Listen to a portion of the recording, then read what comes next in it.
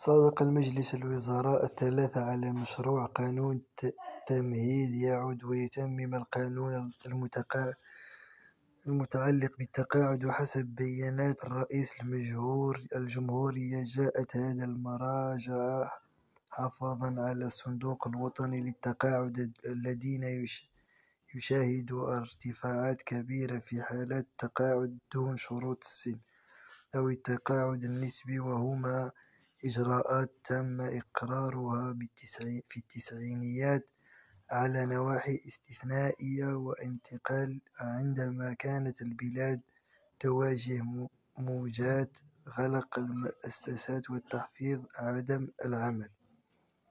ويعزز النص الذي وافق على المجلس الوزراء مبادئ المساواة التي تضبط الإحلال على التقاعد ويحافظ المستقبل للصندوق الوطني للتقاعد ومصالحة المتقاعدين، ويؤخذ في حسبان الانشغالات المماثلة للعمل.